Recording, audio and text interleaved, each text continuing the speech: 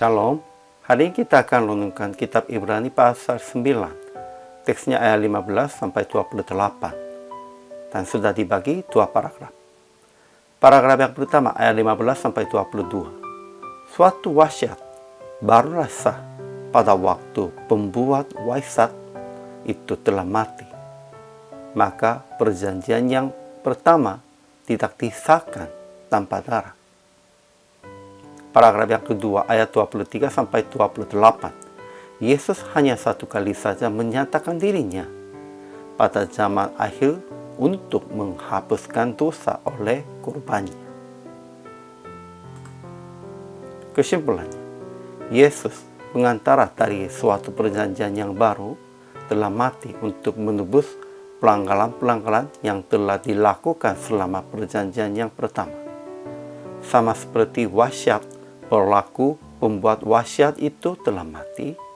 Perjanjian lama berlaku melalui darah kurban hewan.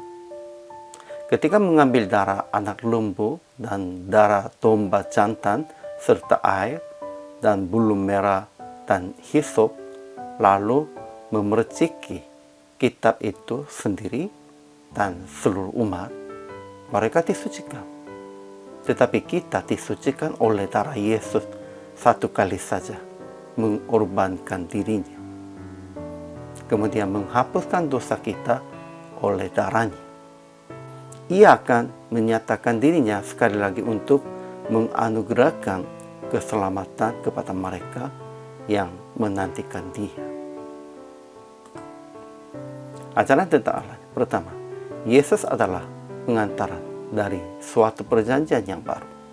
Ia telah mati untuk menebus pelanggaran-pelanggaran yang telah dilakukan selama perjanjian yang pertama. Kedua, Kristus bukan masuk ke dalam tempat kudus buatan tangan manusia yang hanya merupakan gambaran saja dari yang sebenarnya, tetapi ke dalam surga sendiri untuk menghadap hadirat Allah guna kepentingan kita. Ketiga, ia hanya satu kali saja menyatakan dirinya pada zaman akhir untuk menghapuskan dosa oleh korbannya, untuk menanggung dosa banyak orang. Ajaran tentang manusianya. Pertama, suatu wasiat barulah sah kalau pembuat wasiat itu telah mati, sebab ia tidak berlaku selama pembuat wasiat itu masih hidup. Itulah sebabnya perjanjian yang pertama tidak disahkan tanpa darah. Kedua, jadi Musa memberitahukan semua perintah hukum Taurat kepada seluruh umat.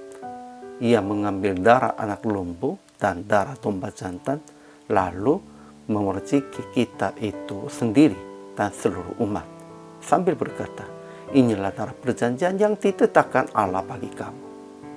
Dan juga kemah dan semua alat untuk ibadah dipercingnya secara demikian dengan darah.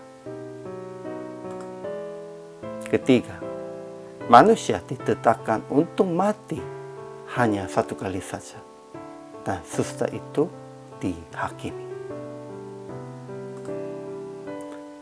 Aplikasi hari ini, pertama, percaya akan dihapuskan dosa oleh darah Yesus dan ia menanggung dosa Anda. Dan sekali lagi mengucapkan terima kasih dalam doa dan dengan mengorbankan diri. Karena Yesus sudah mengorbankan diri dan menanggung dosa kita, kita juga harus mengikutinya teladan itu. Kedua, memberitahukan kepada mereka yang belum mengenal Yesus tentang semua manusia ditetapkan untuk mati dan setelah itu dihakimi, tetapi akan hidup dengan percaya Yesus. Bagi kita ada hidup yang kekal pada waktu percaya Yesus.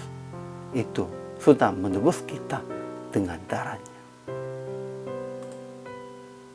Jadi, PR praktik hari ini berdoa untuk sesama yang masih belum menerima Yesus dan memberitakan kepada mereka tentang kematian Yesus supaya dia mengenal dan menerima Yesus sebagai pengantara dan juru selamat.